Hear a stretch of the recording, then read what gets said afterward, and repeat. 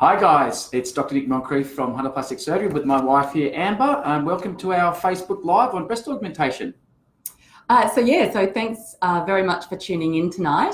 While people are still sort of jumping on, normally this bit is where there's not many people on live because they're actually waiting for it to sort of pop up on their feed. So I just wanted to say quickly, if you are watching this later on in the recording, that the main place that you can get a lot of this information is actually our website. Yep. So even if you don't have the time to sort of watch this in its entirety, jump on the website. We've popped a lot of the links to a lot of the questions patients ask us every single day. They ask me, they ask you, they ask our team. So we have a lot of that stuff on our website. So please do jump on and find that information. And of course, you can always ask us, but it's an excellent resource. Yeah, really good. We know a lot of people are on our website at about 9 or 10 o'clock each night. So when we're not available necessarily, but there's lots of stuff there. So also, if you could just do a little thumbs up, just so that we know people are hearing us, that would be amazing, just so that we know that people are there and the audio is working properly. We do have a separate little mic. We've learned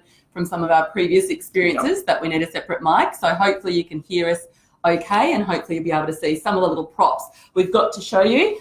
Yes, the applesauce in a bag will be featuring tonight, as well as a few other fun things. So so thank you. I can see some people just doing some little love hearts there, so that's much appreciated.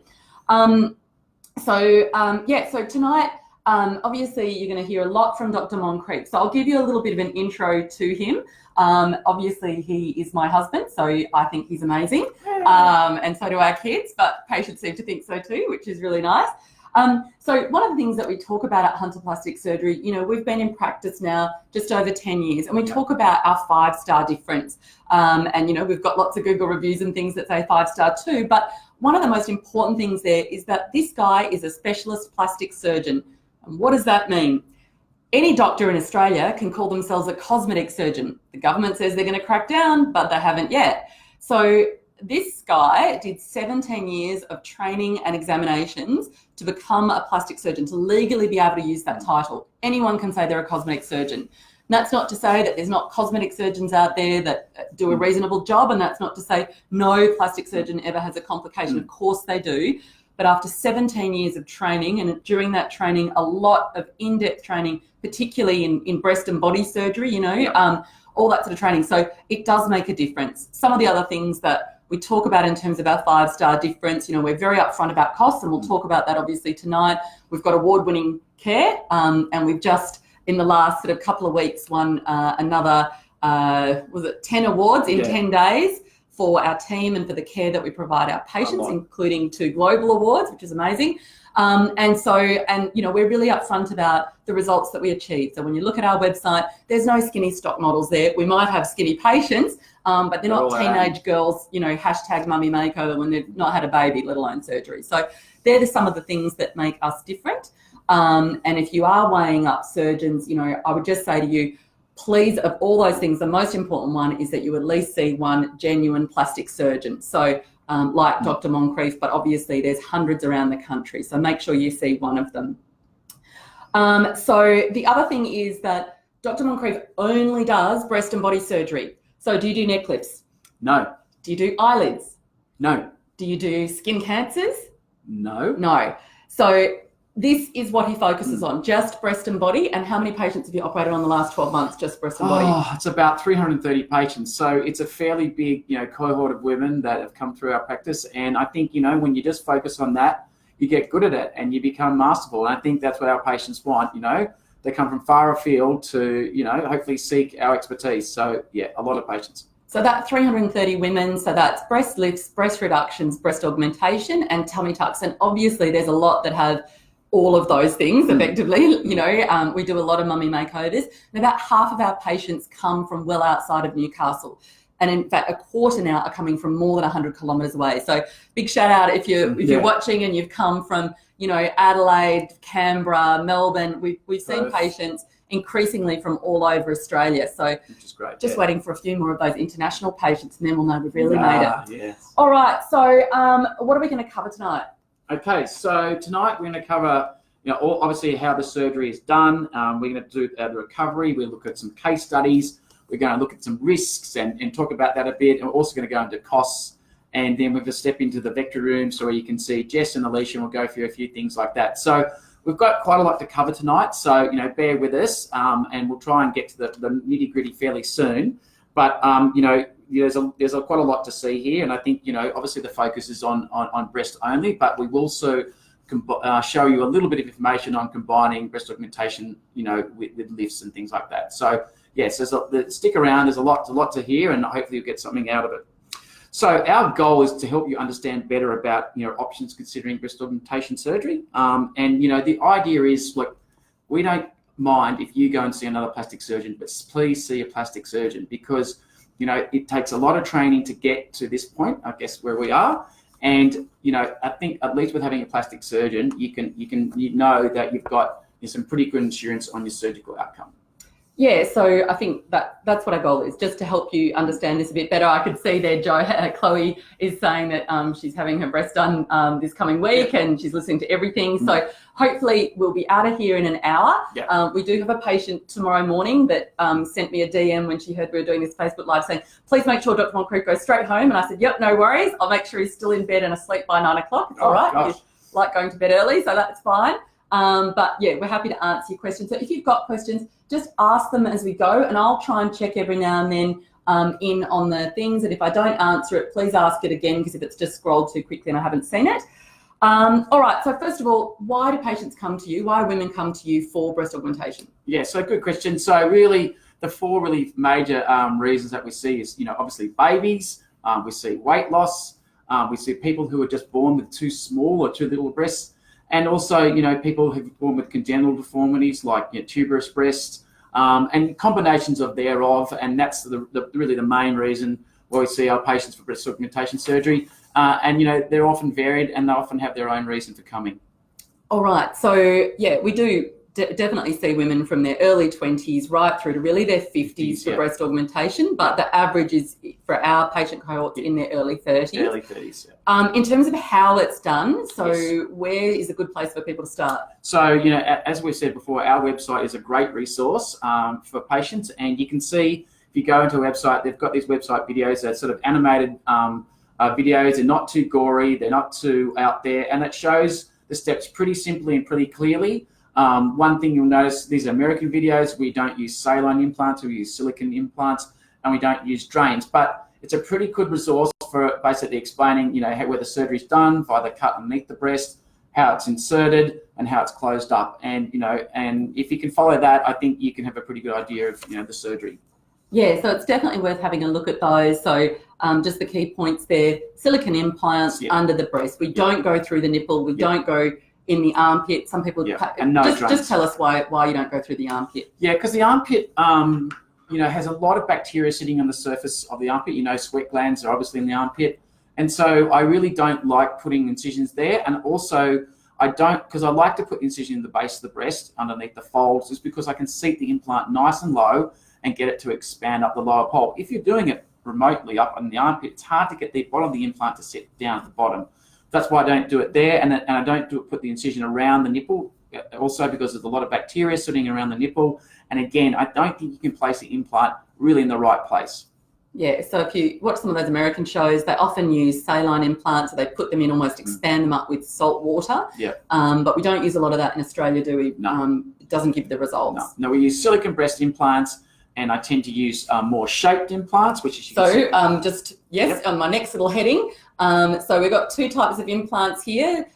Just have a little look at what you think is a round one and what you think is a teardrop one. Maybe if I hold them up like this, you kind of get more of a sense. So these are two pretty similar size implants. One is a 400cc, one is a 395. So it's the same sort of volume, but they look a totally different shape. So totally different shape. So you can see one is round and the other one is teardrop. So all the volume's at the bottom and less at the top. And that's the one I tend to use a lot more, because we're often seeing patients who've lost weight and they want to change the shape of the breast, and I can just achieve that better with that. Having said that, there is people who still want these round implants, and they're still good to use, obviously. But and we'll take you through that in the consult, what we think is the best implant for you.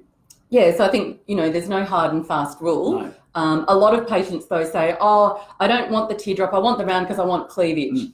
So what do you say to that? So you can really achieve cleavage with any type of implant. It's just dependent on the size and how you place it. And we can still get great cleavage lines using anatomical or teardrop shaped implants. And in fact, because you can use wider implants, they're often wider than they are tall. And that's the great thing about the teardrop implants is they come in so many different shapes and sizes.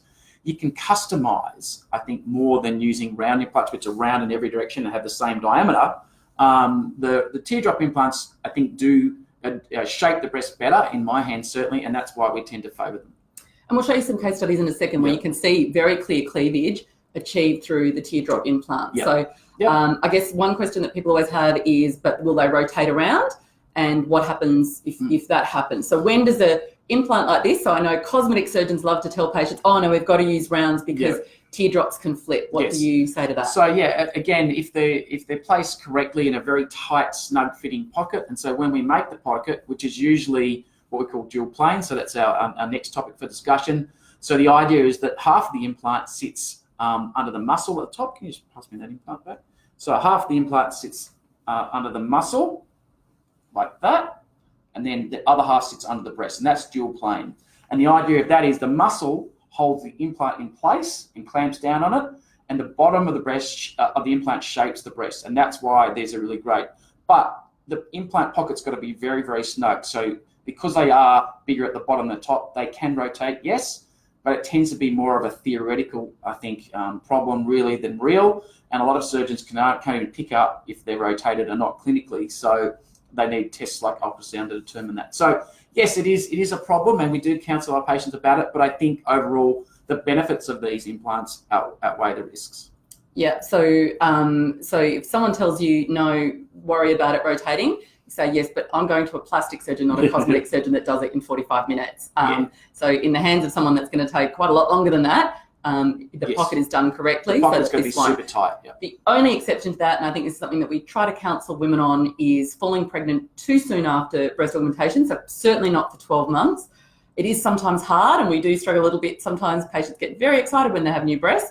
So do their partners. And I'll show you how we try and avoid that with the very delightful recovery bra in a minute. But we just say, please don't, because your breast will expand up faster than it's healing, and that the pocket gets bigger. And we have seen this, in some of our own patients where they've fallen pregnant sort of, within the sort of first 6-9 months following their breast augmentation surgery, and the pocket's got too big, and the implants are now moving quite freely without, and then they have to have a repeat revision surgery down the track. So we might just have a look at some of these questions that we've addressed: saline versus silicone. If someone's got bad scarring, what would you say to avoid that? Yeah, so that's a good question. Some, even though the incisions are placed, at the bottom of the breast, they tend to not be on the chest where the keloid scarring is often worse. And we try to minimise the scar length, and we, use other supportive sort of scar minimisation techniques to get the best quality scars. There's a whole range of things we use. We use a lot of deep sutures, not external sutures where you can see suture marks. There's other ways where we can get the scars small and hopefully just find the right lines in the long run. Yeah, so there's a great article on our website about scarring and how we minimise it, but unfortunately there are some variables, including family history and just genetics, aren't there? That some people are obviously more prone to it. That's it. So swelling after surgery. Yes. Something that happens to everyone after any breast surgery.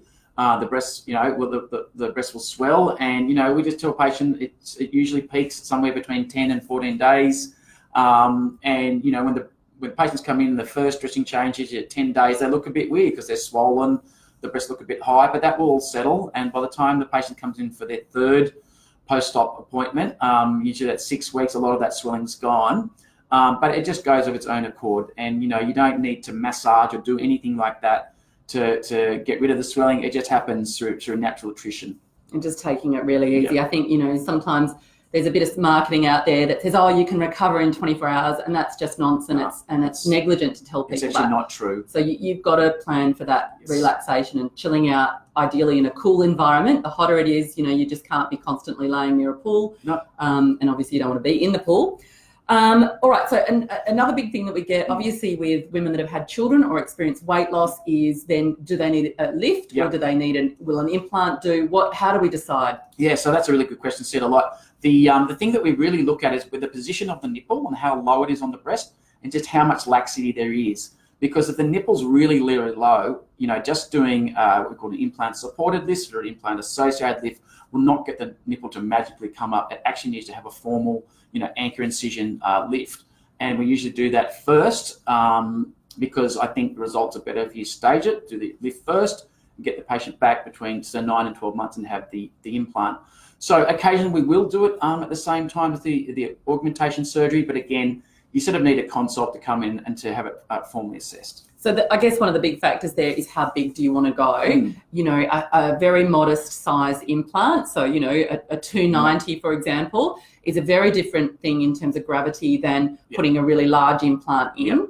And those we see that with the scarring and things. If you try and put a really big implant over underneath the breast that's being lifted, we just see the complications rate increases very, very dramatically because you think you've got healing skin, in the shape of like a T scar, like coming up from that, and you've got a big implant and you put pressure on the skin and the blood supply to the skin, and that, it can be very dangerous. People, can lose nipples, the wounds can break down, all those things can happen. So we'd rather do it in a controlled fashion, do the lift first, then followed by the implant. So in terms of the hospital stay and things itself, like how long do patients need to be in hospital? So a standard breast augmentation patient, usually just a day surgery. So they'll wake up, they'll recover, they'll be in a garment that we provide for them, and then they'll recover for a couple of hours, then go home to their family with the carer. We'll pick them up, and then usually, most people just having a week off work, taking it easy for that first week, a week off driving, and then back into, office jobs. So usually a week, if they're doing heavy manual type lifting jobs, we really usually say sometimes 3 to 4 weeks, because we don't want anything jeopardizing the strength of those scars, especially if you're lifting patients as a nurse or something like that. So it really depends on what you do, but for most patients, we say a week. So a good time to ask a couple of questions that were DM'd to us. So one is, very active lady, when can she get back to sort of serious running? Yeah, so good question. So running, really, I would say 12 weeks is best. And you obviously ease into it because we really want to make sure the implant's in the pocket correctly. It's seated nice and low. And because anything you start, moving your arms very vigorously, you can sort of push the implant out of the pocket if it's not properly inlocated.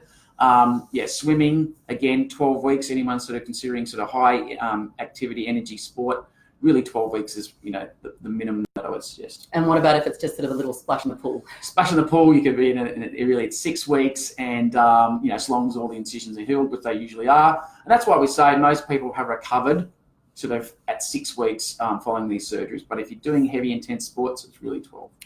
And then another lady asked about recovery afterwards. How much discomfort will she be in? Yeah, good question. Yeah. So, as we say, it's just day surgery, so people go home the same day.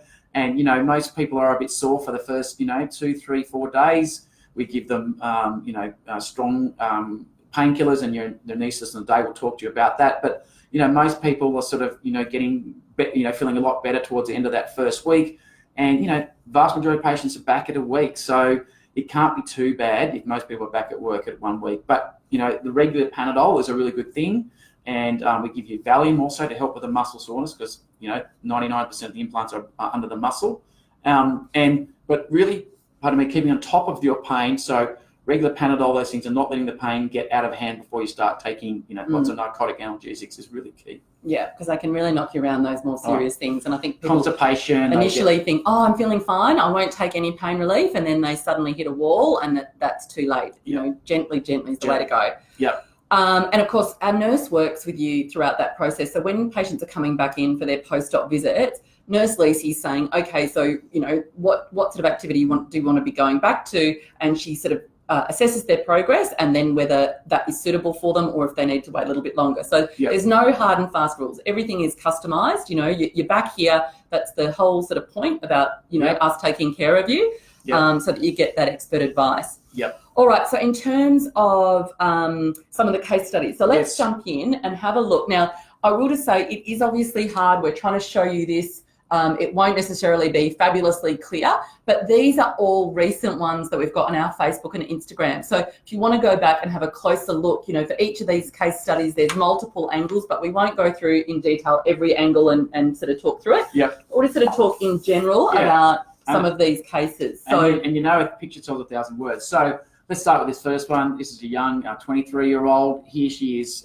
with the preoperative photo, you know, smaller, obviously not completely developed breasts. She's lacking full cleavage, and that's what she wanted. And here she is at 6 months with, you know, 375cc implants, which is a moderate projection, moderate height implant, and really giving those great cleavage lines that she was asking and giving a bit more side boob. Yeah, so again, what shape implant is that, Dr. Moncrieff? It's an anatomical implant. So this is what we're saying, you know, you can create a look with any implant you want, but you just got to know how to use it. And I think that's a bit of a misnomer. People think that you can't get cleavage and fullness with a shaped anatomical implant, but clearly you can, because you can see it there. Yeah. So this is probably, of the case studies that we're going to show you, this is probably the one that was probably the easiest for you to do. Yeah, definitely. So we have some more challenging cases. So we like you to earn your money, don't we? Sure do. All right. So then we've got an implant assisted lift or an implant supported lift. So who is this lady? Tell us why. So she's a 26-year-old lady. She hasn't had kids, but she's lost some weight, I think of the order of 10 or 11 kilos. And for her, that was quite a lot of weight relative to her total body weight. So you can see the breast is deflated, a bit empty. So we show you the angle on this one because it's a bit easier to see there. Yep. And you'll be able to see this sort of this 3/4 view or oblique view. You can see how the breast is deflated. And that's what we see a lot with weight loss, a lot with post-pregnancy. And so, you know, we've used an implant to basically stretch up that lower pole skin to really inflate that breast. And that's where these teardrop shaped or anatomical implants are just coming to their own, because you couldn't do that with a round. You just can't get the same lift out of the breast using those implants. So yeah, so that's sort of more your weight loss or your mum one. Now this is a more complex case. Yes. So tell us what this lovely lady had we get going on here. I get a lot of this. I don't know why, but I seem to be a magnet for tuberous breasts. You can see in the preoperative photo, see where the stars are placed over this young lady's nipples. They're actually quite to the outer part of the breast. So I might show you. So yeah, we have to obviously put stars on because people report us for these Facebook Lives every time. Thanks, guys. So we've got obviously covers over there, but tell us a bit about tuberous breasts. What indicates, because a lot of people don't even know they have it. Tuberous breast is quite a common congenital abnormality, which usually becomes apparent, you know, in puberty, where the female breast is, and occasionally males, is not fully developed, so characterized by puffy, big and large areola, which is usually widely spaced. There's no underboob, so to speak, so you don't see, you know, much. There's not much gap between the nipple and the fold, and they sort of look puffy and triangular. And as I said, it's really quite common. We do quite a lot of this sort of surgery. So in this operation, we've done it in 2 operations. So we've done the lift first to get the nipples into the center part of the breast, followed then by an implant down the track. And you know, hopefully you can see there that we've really addressed her concerns, moving the nipples from, you know, here back into the center there. Oh, sorry, yeah, there. And look, she does have scars there, but they've healed really nicely. And certainly, you know, when the nipples are very much at the outer part of the breast, that's the way we'd definitely treat that. Just going back, so Chloe, do we need to sleep how long upright after surgery? Look, I'd say really 2 weeks is good. You know, people will then drift across back onto their sides, but the main thing is I just do not want you going back onto your tummies before 6 weeks, because, you know, the scars are 70% strong at 6 weeks, and, you know, we really want you getting off those scars, because, you know, anything can happen if you sort of, you know, fall asleep and, you know, and you can't feel it, because sometimes it's a bit numb under those scars. So wanting, you know, propping yourself up with pillows, that sort of thing, to protect them. Yes. And a lot of ladies even afterwards say that they feel sort of comfortable using a pillow, even if they are going to sleep on their tummy, to sort of prop themselves up a little bit, you know, which is actually quite common for that's it. Not just resting your breasts on the bed, basically. All right, and then we'll get to the general price range. Beck's also all on our website, and stabilizers we'll talk about in a second. All right, so obviously, we've talked then about primary breast augmentation. What about revision cases? Because you see quite a lot from other surgeons, particularly from cosmetic surgeons. Yes, so we do a lot of this work, and you can see here this beautiful young lady has had breast implant surgery in a pre-op photo, And you can see a lot of problems there. She's bottomed out, so the implants have dropped, and you can see some double bubbles. You can see some excess skin along the bottom of the breast. And so, it's troubling her. You can see it on that pre-op photo at the bottom where the folds are. She has all this extra pleats of skin. So we've taken those implants out, we've converted them to a dual plane, which I really like, and we've used a little bit bigger size, and we've given a much better shape. You can see the transition from the top of the chest to the breast is a lot better, and we've narrowed a cleavage, and we've dealt with all that stuff under there. Yeah, so that's a good example of a removal and replacement, and we'll talk again about some of the costs in a second. What about for women that have just decided for whatever reason they want their implants out? So this is a good example of one of those cases. So, poor lady, so they had only been in for 3 or 4 years, and you can see the implants are placed incorrectly, because see how high they're sitting at the top there? Yep, that's the before. Yeah. And so she said, I just don't want them. They're causing me grief. So we've taken them out and done a lift at the same time. And I think this is a good example of just how much more waist we've reclaimed, between sort of here and here. She looks longer in the torso. And she says, I'm happy to be smaller, but I just didn't want them sort of drooping down and not looking and feeling aesthetic and functional. Because you've got to remember that when you take sort of quite large implants out like that, there's a lot of loose skin in most cases, isn't there? So the patients that have had implants in for a while, particularly if they went large to start with, particularly if they're not 18, that skin is stretched. So in this case, you really did have to do a surgical lift to get that. That didn't just pop back. No. Well, she not a rubber band implant, and she just wanted the nipples back to where they were. And so, this is a good example. We do this a lot. This is becoming a lot more common. People, for whatever reason, don't want their implants, but they often will need a lift at the same time. And Plastic Surgery Hub, we're going to talk about stabilizers and show one in a second with what I call the chastity belt, the recovery garment, because it's not sexy. Another lady said, I'm traveling 5 hours for my surgery, wondering how many post-op checkups there are. So good question, Hannah. Look, usually for traveling patients, we'd see you twice in the in the 6-week period.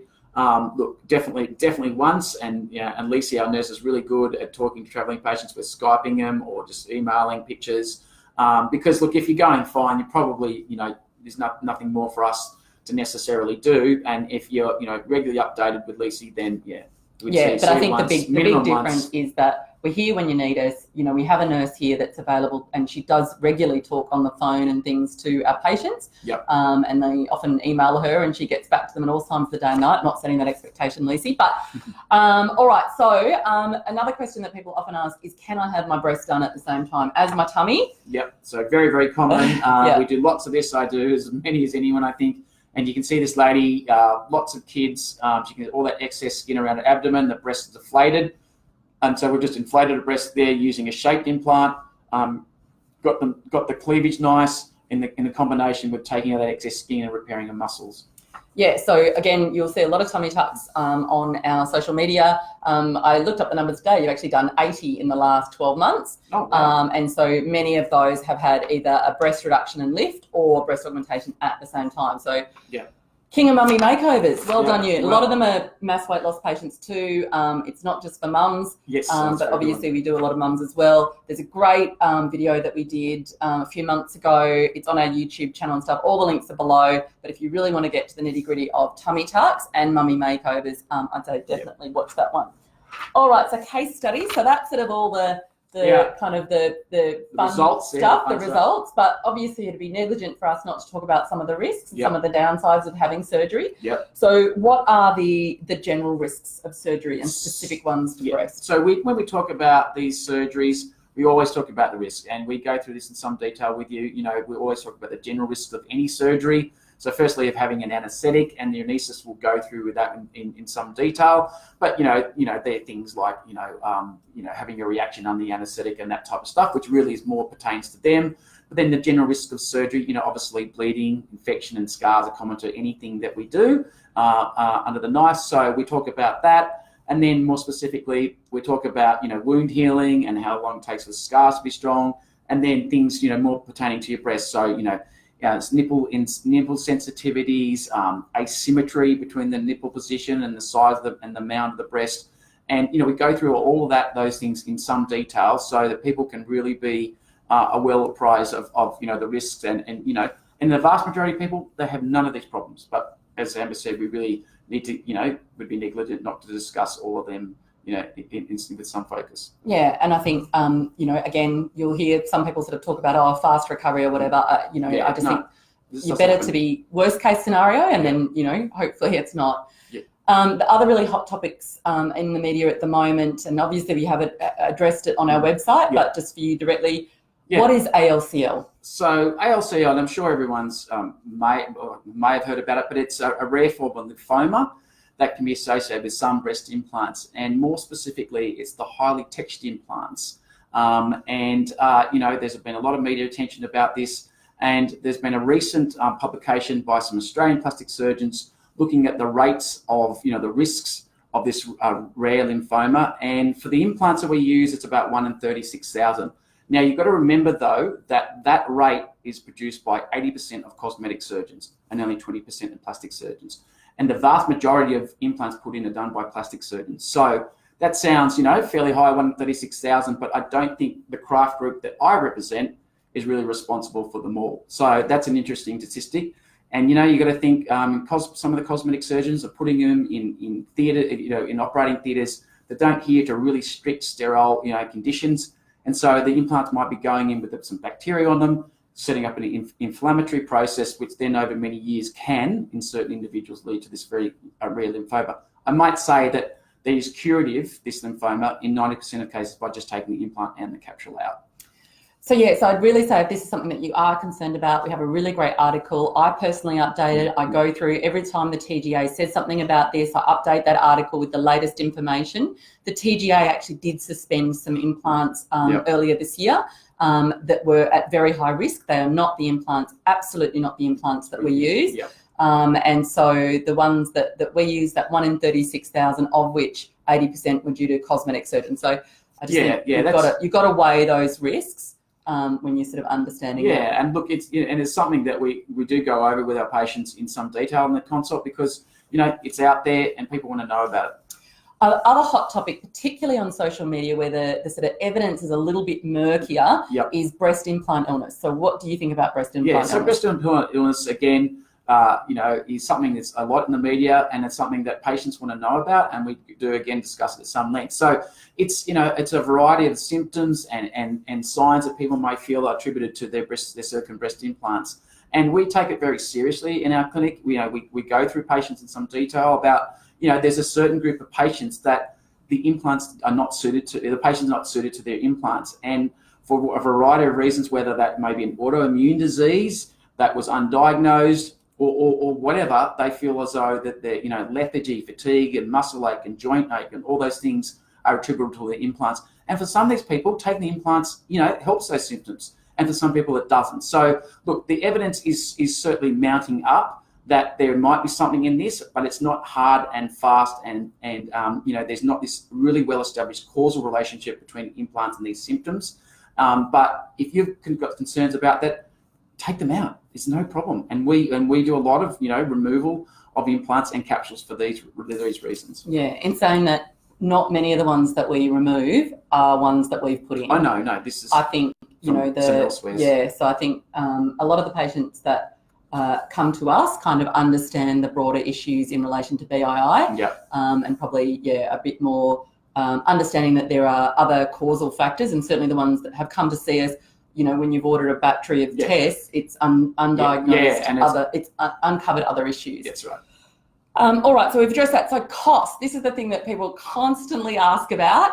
And I'll say there's no big surprises with us. The Moncrieffs are very upfront about everything we do, including how much surgery with us costs. So on our website, you will see, so the round implants, like the ones that we showed you earlier, the ones that are round all the way around, because they are a little bit cheaper for us to purchase and they're a little bit easier to put in, that is $10,600. Now that is everything. That is his time, the anaesthetist time, the hospital, the implant, the recovery, so the garment, which I have forgotten to show you, so we'll show you that in a second. But that's everything. And then obviously coming in post-operative care, We include a couple of sessions on our LED heal light, which helps with wound healing. We want you to get the best result, and the best result is not just what happens on the day of surgery, it's what you do and your commitment to aftercare afterwards.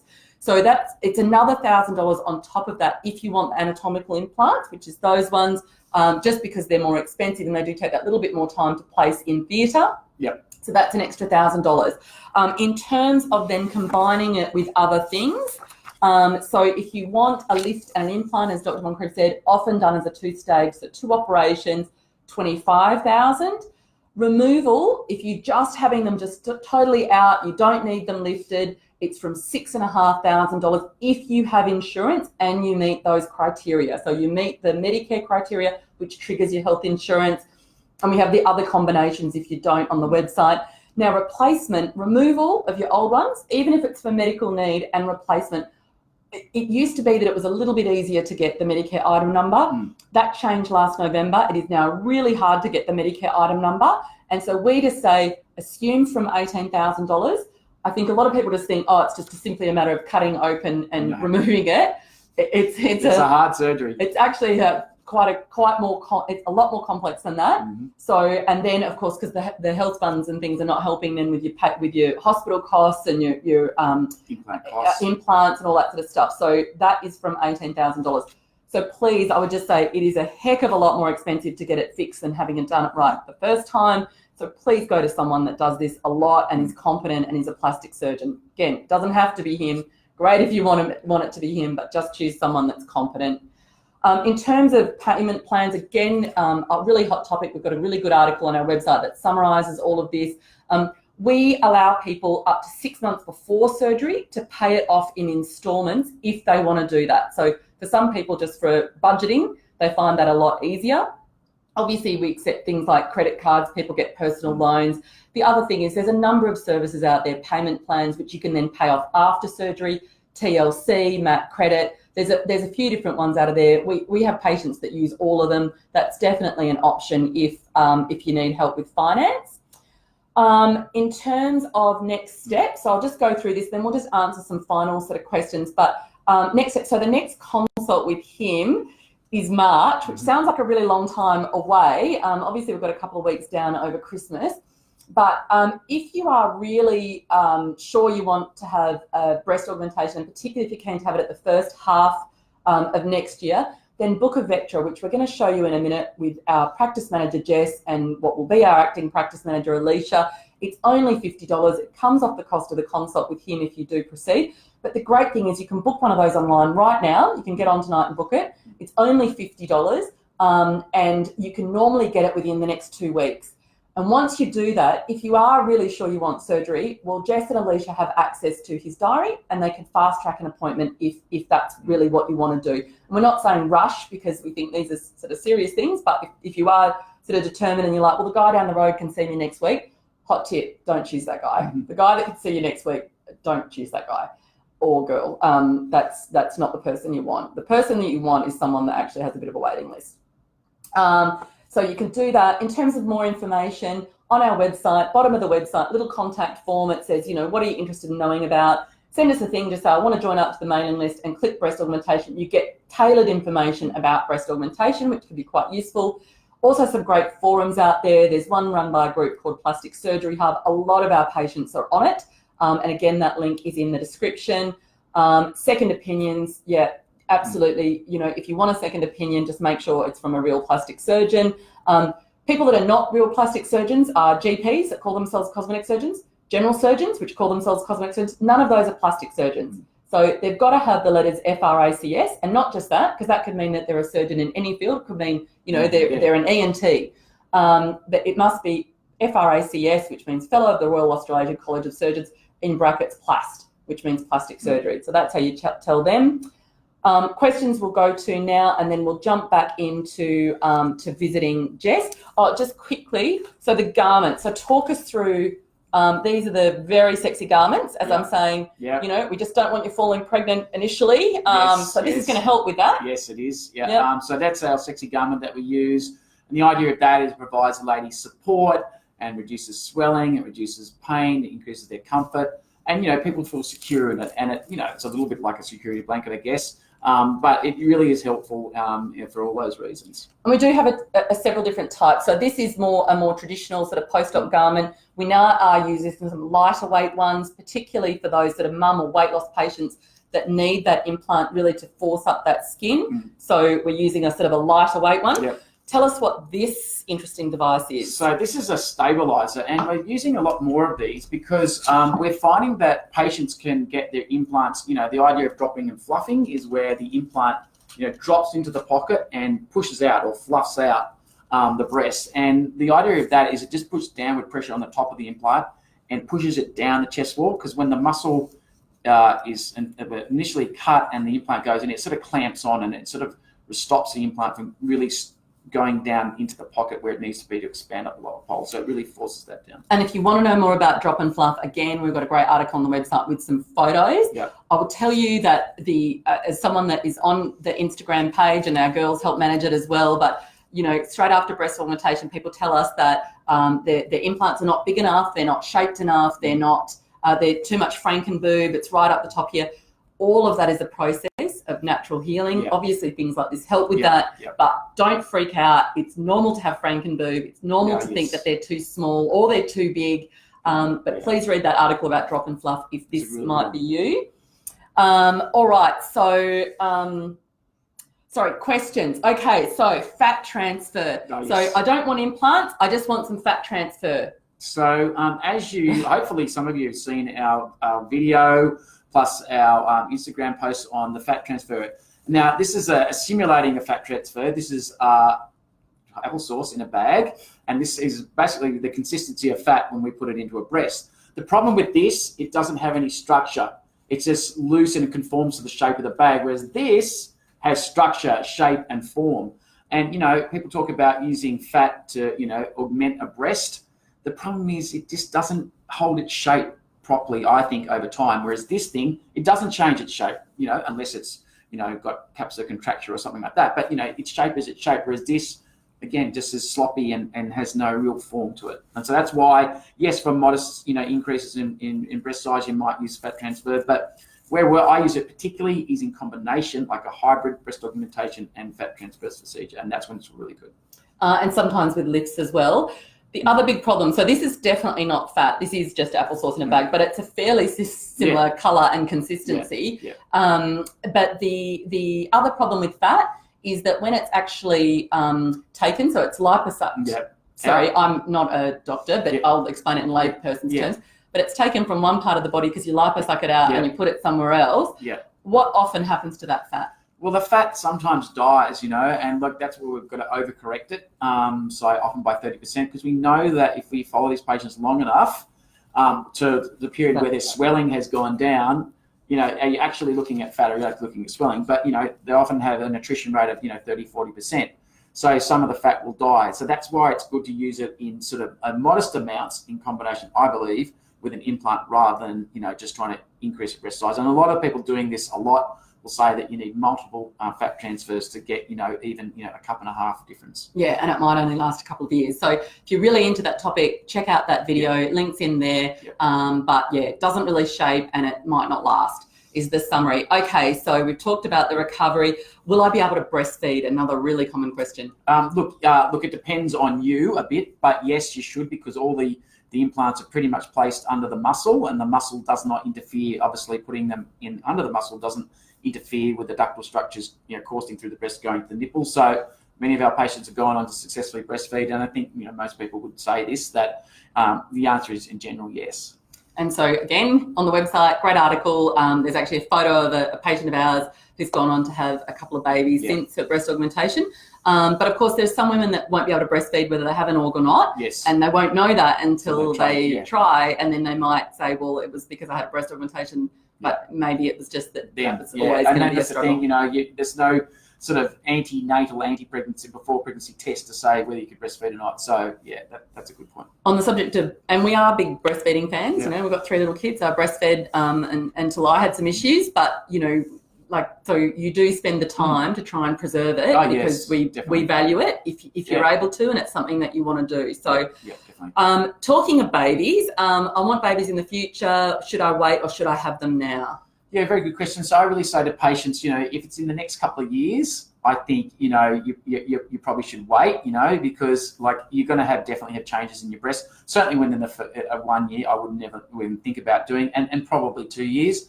But if you're thinking about the next sort of 3, 4, 5, there's no reason why you can't have a breast augmentation now. Go on to successfully raise a family, and then, and most of the breast will go back to the original shape.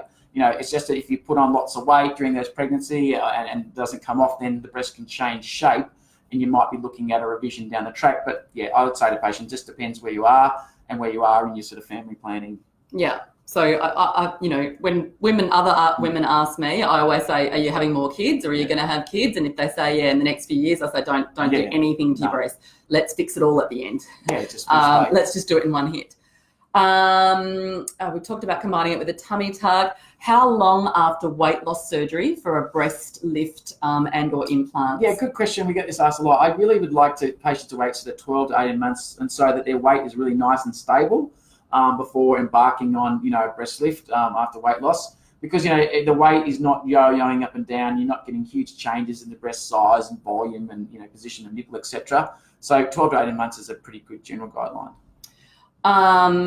Yeah, and it's the same thing with the tummy tucks. So in fact, the rule for tummy tucks for weight loss patients is, it has to be 6 months from when the stability after the weight loss is sort of finished, that they're at a stable weight. So obviously you want to get the best bang for buck out of these operations. Yes. So you want to make sure you're at that level sort of thing.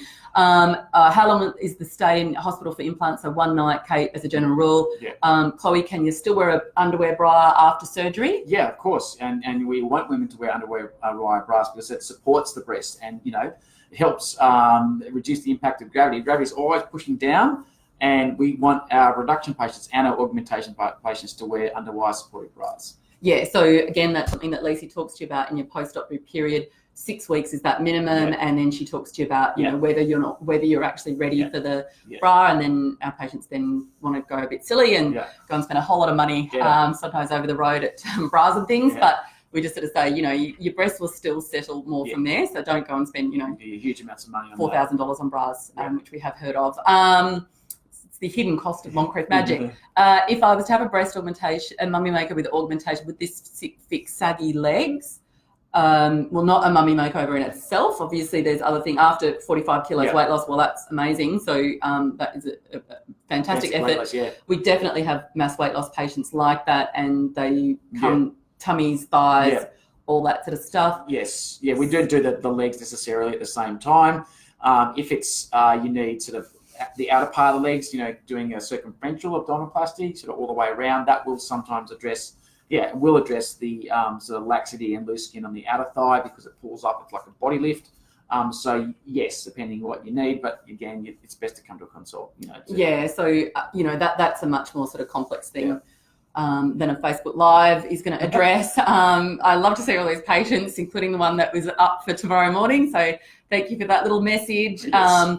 And what about kids after tummy tuck? Well, Lulu, very hot topic in our practice at the moment, but we won't necessarily disclose everyone's details about upcoming babies. But yes, as a general rule, so we do have younger patients that are mass weight loss, and they just say, I hate all the skin, but I still want to have a baby. Can you still have a baby after tummy tuck? Of course. And lots of people do go on to successfully have, normal vaginal deliveries, after tummy tucks. All I would say is that, at the end of your child rearing, child producing sort of years, you may be looking at a bit more excess skin, and the result might have changed. And, so you may be up for another procedure. But look, lots of people go on and to successfully have, lots of kids with no problems, and, despite having previous tummy tuck surgery. Another lady, this is a bit of an unusual one. Have you ever discovered a lump during a consult? Look, I haven't myself, but that's the reason why, if we get screening on patients so they can investigate their breast prior to surgery, and really anyone over the age of 40, we really suggest that they haven't had a mammogram ultrasound, that they should, because it's a good screening tool to exclude all that, and obviously you can pick up things in the breast that are smaller than what a hand can feel, and so we suggest that. But personally, no, I haven't. Yeah, so we've definitely had not so much breast augmentation, but with breast reduction, when the tissue has been sent off for examination, it has uncovered some cancers. 3 patients, I think, in the last 10 years. So yeah, so that's actually probably saved their life by having surgery, because that has uncovered something that they hadn't otherwise been aware of. And then someone's asked here about recovery. So we sort of covered that, Mel. I'd say just sort of watch back. How long is it safe to fly after a mummy makeover? Yeah, good question. So I really think you need to be here for sort of 6 weeks. And longer if possible, but 6 weeks is the minimum. Really, I like to see people before they're going away. We want to make sure all the wounds are healed. Everything's nice and healed and going well, and there's no signs of any infection or spitting sutures or anything like that. So 6 weeks, I'd say. So how long from the first consult to a surgery date? So at the moment, as I said, Dr. Moncrieff, so if you're just looking at, say, having a tummy tuck, you're not going to see him until March. The other challenge that we have is that for those longer procedures, it's obviously harder for us to get a surgical date because it takes more up of a list. So a theatre list, Dr. Moncrieff operates 3 to 4 days a week. He's in here around 1 day a week. So he operates a lot more than he consults. But the theatre lists, really the larger procedures like mummy makeovers have to be done at Lingard or at Warners Bay, and we only have limited time there. So with those surgeries, those larger surgeries, it can sometimes take up to 3 months to get a date that suits you and is available in his calendar. For things like breast augmentation, once you've seen Jess or Alicia for that Vectra, then they fast track and can usually get you in to see him within a month. Yep. And then usually a breast reduction or a breast lift or a breast augmentation, you can normally have done within the following month. Yes. So because it just takes that little bit less time, it doesn't take as big a chunk out, and that can actually be done on a day when other surgery is being done, and it can be done at the day hospital rather than being at the full overnights at a hospital. So hopefully that answers that. Oh, lots of very nice feedback. So thank you. All right. So with no further ado, I know we're sort of coming to the end of that hour, which I promised. I normally go over, but this time I made the correct decision to say an hour. We'll take you through. You'll get to meet Jess. So a little bit of an intro to Jess. So Jess has been with our practice basically since she was an infant, and now she's having an infant of her own. So Jess joined our practice. She was only 18. She's been with us nearly 10 years now, and she's an amazing person to go on the surgical journey with. Yeah. And we've also got Alicia. So Alicia has been with our practice for over 5 years. And as you'll see, because Jess is pregnant, Alicia is actually going to be acting in her role from early next year. And at the moment, the two of them are working very closely together on doing Vectras together, and with a view to obviously Alicia taking that over and helping Dr. Moncrieff's patients sort of really holding their hand throughout that surgical process. So you're going to meet both of them. I'll just recap. It's $50 to come in for a Vectra. And then obviously you can fast track an appointment if you want to. It does work for breast augmentation. It also works for breast reductions and lifts in most patients, very large patients or very lax patients. Sometimes the simulation's not 100% right. I'd also say if you're looking at a removal, whether it's removal and replacement or a removal and lift, it is also worth booking a Vectra. The scan itself doesn't really work. When there's already an implant there, and particularly if it's poorly placed, it doesn't really work. But it's a great opportunity to come in, look at some similar examples, talk about potentially Medicare rebates, whether they're going to apply, what dates are available, all that sort of stuff, particularly those patients that are in some discomfort and saying, I just want them out.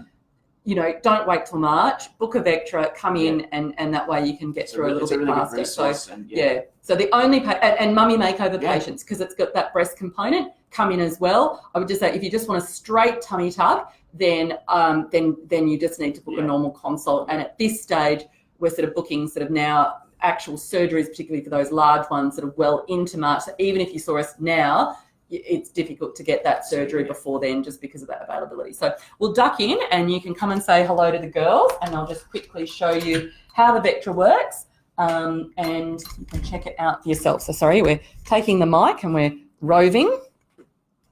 So come on through. So for those of you that have never visited Hunter Plastic Surgery before, this is obviously the practice, and this is where you come in if you ever come in, and that's a nice sort of little area there. It's all fairly comfortable, and patients really like it as a space to be in and just sort of think about what their options are. And then as we come down the corridor here we have some lovely ladies, and I'll just get Dr. Moncrieff to hold the microphone there. So here we go. So this is our photo room.